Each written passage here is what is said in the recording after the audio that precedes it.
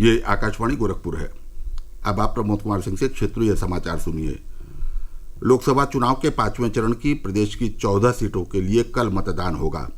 आज इन संसदीय क्षेत्रों में पोलिंग पार्टी पहुंच रही हैं। इस चरण की सभी सीटों पर कल शाम 5 बजे चुनाव प्रचार समाप्त हो गया। और विवरण हमारे संवाददाता से। 5वें चरण के मतदान की 14 सीटें उत्तर प्रदेश के अवध और बुंदेलखंड इलाके में फैली हुई हैं। इनमें रायबरेली, अमेठी, लखनऊ, मोहनलालगंज, हमीरपुर, जालौन, झांसी, बांदा, फतेहपुर, कौशाम्बी, फैजाबाद, बाराबंकी, कैसरगंज और गोंडा शामिल हैं। पिछले चुनाव में भाजपा ने इन 14 में से 13 सीटें जीती थीं। पार्टी जो एकमात्र सीट हारी वो रायबरेली थी, जिसे पूर्व कांग्रेस प्रमुख सोनिया गांधी ने जीता था। इन 14 सीटों पर इस बार कई दिग्गज मैदान में हैं। रक्षा मंत्री और वरिष्ठ भाजपा नेता राजनाथ सिंह तीसरी बार भाजपा उम्मीदवार के तौर पर लखनऊ संसदीय सीट से चुनाव लड़ रहे हैं। राजनाथ सिंह का मुकाबला समाजवादी पार्टी के उम्मीदवार रविदास मल्होत्रा और बहुजन समाज पार्टी के उम्मीदवार सरवर मलिक से है। एक अन्य केंद्रीय मंत्री स्मृति ईरानी अमेठी में कांग्रेस के केएल शर्मा के खिलाफ चुनाव लड़ रही हैं। राहुल गांधी रायबरेली से बीजेपी के दिनेश प्रताप सिंह के खिलाफ मैदान में हैं। वहीं केंद्रीय मंत्री कौशल किशोर मोहनलालगंज सीट से तीसरी बार चुनाव लड़ रहे हैं। अयोध्या के राम मंदिर के लिए मशहूर फैजाबाद लोकसभा सीट पर बीजेपी के लल्लू सिंह और समाजवादी पार्टी के अवधेश प्रसाद के बीच मुकाबला है। दूसरी अहम सीट कैसरगंज है, जहां से बीजेपी के वरिष्ठ नेता बृजभूषण शरण सिंह के बेटे करण भूषण सिंह चुनाव लड़ रहे हैं। सुशील चंद्र तिवारी, आकाशवाणी समाचार, लखनऊ। स्वतंत्र और निष्पक्ष चुनाव के लिए सभी मतदान केंद्रों पर भारी संख्या में पुलिस, पीएसी और पैरा मिलिट्री के जवानों को तैनात किया गया है। लोकसभा चुनाव के 6वें और अंतिम चरण में सभी राजनीतिक दलों के प्रमुख नेताओं और स्टार प्रचारकों ने अलग अलग स्थानों पर चुनावी जनसभाओं को संबोधित किया।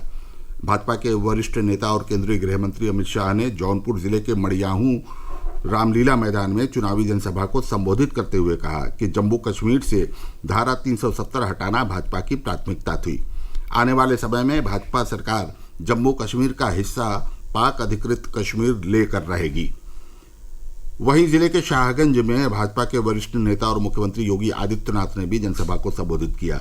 उन्होंने कहा कि उनकी सरकार बनी तो जौनपुर में विकास की गंगा बहेगी।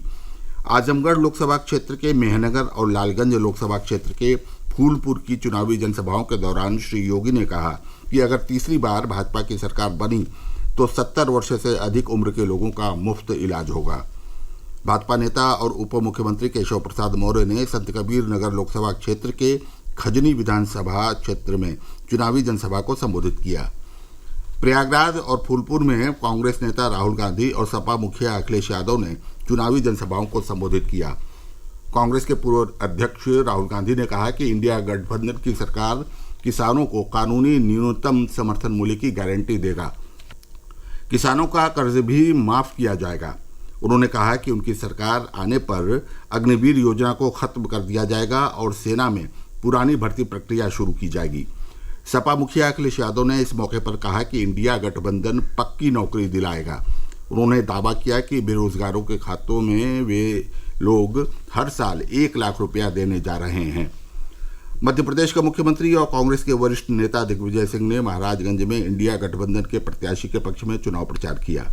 उन्होंने पत्रकार वार्ता के दौरान कहा कि जनता कांग्रेस के घोषणा पत्र पर यकीन कर रही है और इंडिया गठबंधन की सरकार बनने जा रही है। उधर बसपा सुप्रीमो मायावती ने मऊ जिले के मोहम्मदाबाद गोहना में घोसी लोकसभा क्षेत्र के प्रत्याशी के पक्ष में चुनावी जनसभा को संबोधित किया।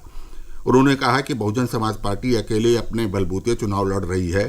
पार्टी ने टिकट बंटवारे में सर्व समाज के लोगों को उचित भागीदारी दी है। कोविड टीकाकरण की तर्ज पर नियमित टीकाकरण के लिए भी लाभार्थी अब सीधे ऑनलाइन स्लॉट बुकिंग करा सकेंगे। ये जानकारी गोरखपुर के मुख्य चिकित्सा अधिकारी डॉक्टर आशुतोष कुमार दुबे ने दी। उन्होंने बताया कि यूविन पोर्टल के जरिए टीकाकरण के लिए स्लॉट बुक करवाने के साथ साथ अभिभावक अपनी और अपने बच्चों की आभा आईडी भी खुद बना सकते हैं। प्रदेश में हुई 2 अलग अलग सड़क दुर्घटनाओं में 5 लोगों की मौत हो गई, जबकि 7 लोग घायल हो गए। अयोध्या जनपद के रौनाही थाना क्षेत्र स्थित सोहावल के पास राष्ट्रीय राजमार्ग 27 पर जयपुर से गोरखपुर जा रही वोल्वो बस और ट्रक की टक्कर में 2 यात्रियों की मौत हो गई, जबकि 7 यात्री घायल हो गए। घायलों का मेडिकल कॉलेज में इलाज चल रहा है। उधर सीतापुर जिले में तंबौर रेउसा मार्ग पर एक बाइक सवार मामा और उनकी दो भांजी को तेज रफ्तार वाहन ने टक्कर मार दिया। इस हादसे में तीनों लोगों की मौत हो गई। इसके साथ ही समाचार समाप्त हुए। नमस्कार।